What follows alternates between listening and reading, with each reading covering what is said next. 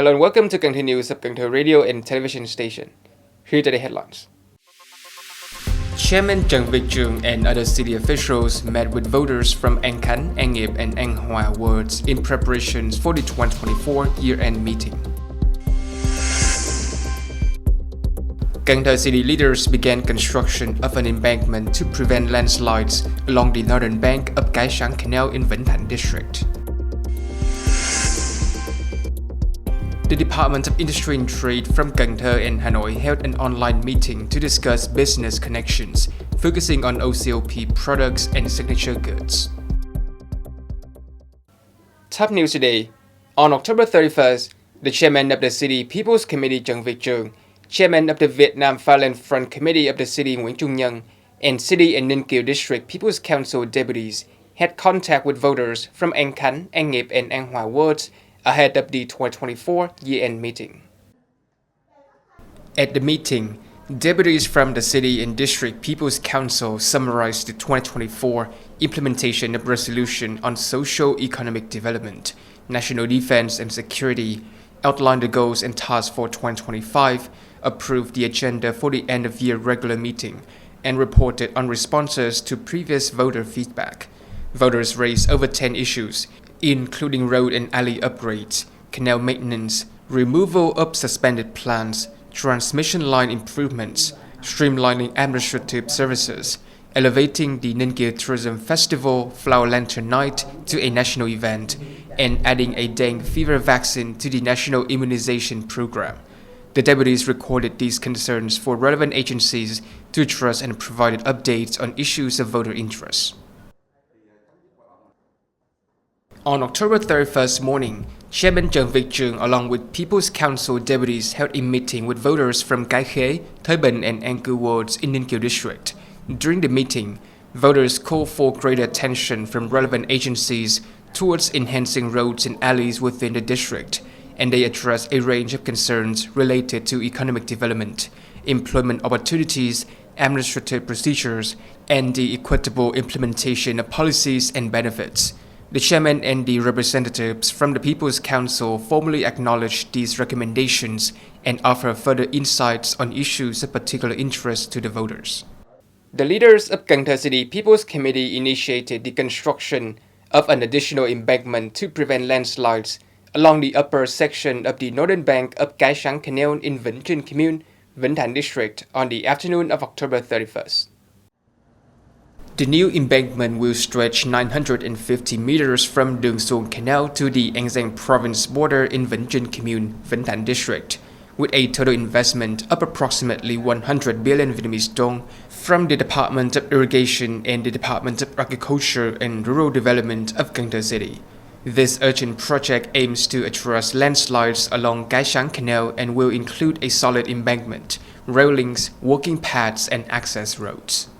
Cái Sắn Canal, which runs over 25 km through Vĩnh Thạnh District, has experienced numerous landslides affecting residents, particularly in Vĩnh Thạnh Commune, where more than 5 km of canal banks are impacted.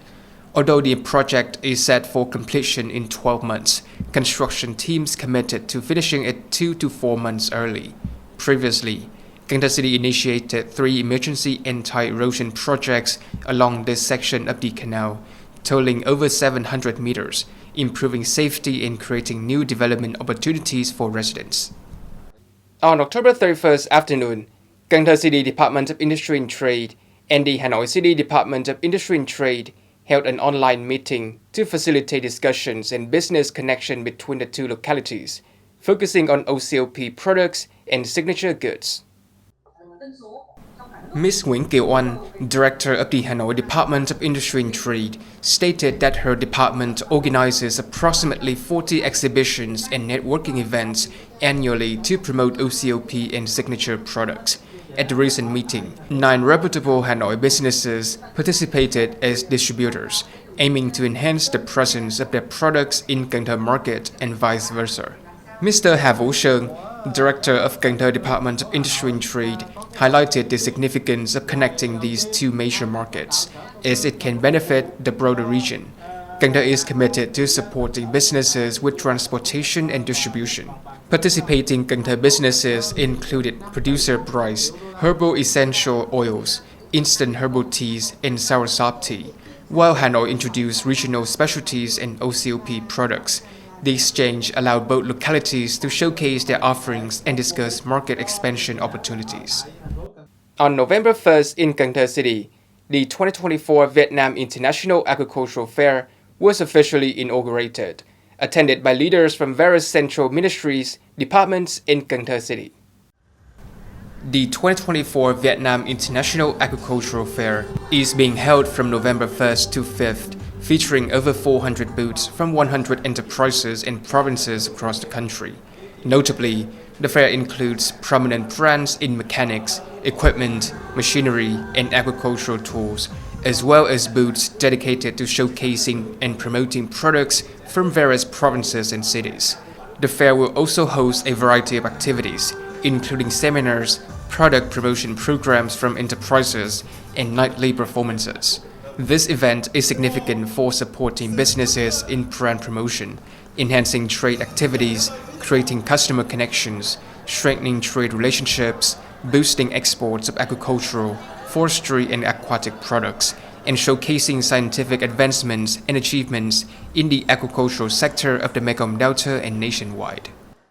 Statistics from Cần Thơ City Department of Industry and Trade indicate that the export turnover of goods and service revenue for the past 10 months of 2024 is projected to be approximately $1,925 billion, reflecting a 6.5% increase year-on-year. According to the Department of Industry and Trade, while there are signs of recovery in the export sector, the volume of export orders remains low, with most enterprises primarily exporting to the Chinese market. However, due to the current economic conditions in China, export orders to this market have declined. An analysis of the export markets for goods from the beginning of 2024 to the present by the Ministry of Industry and Trade reveals a positive recovery and significant growth in export turnover to most markets and key trading partners. Notably, the US has emerged as Vietnam's largest export market, followed by China, the EU, South Korea, and Japan.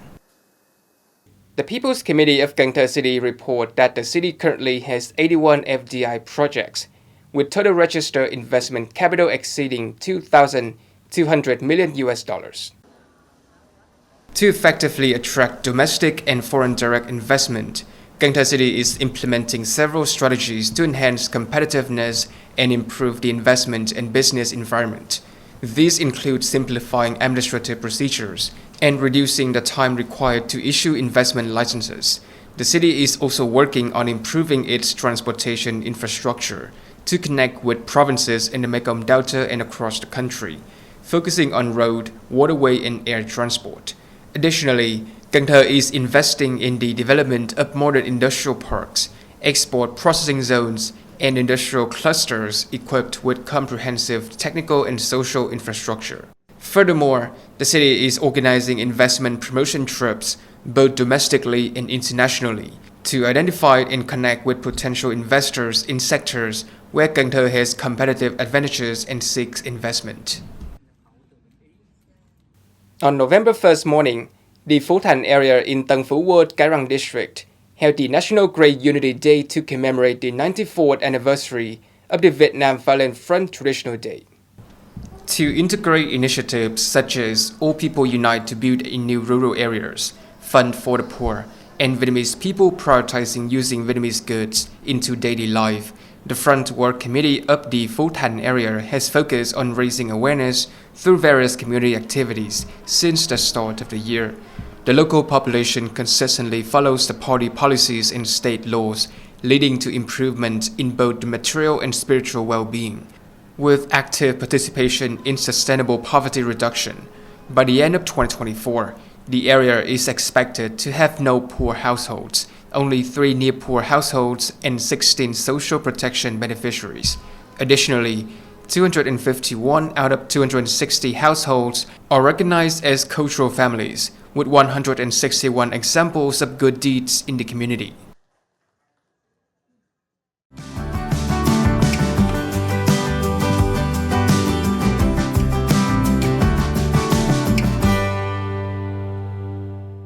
Coming up next is the weather forecast.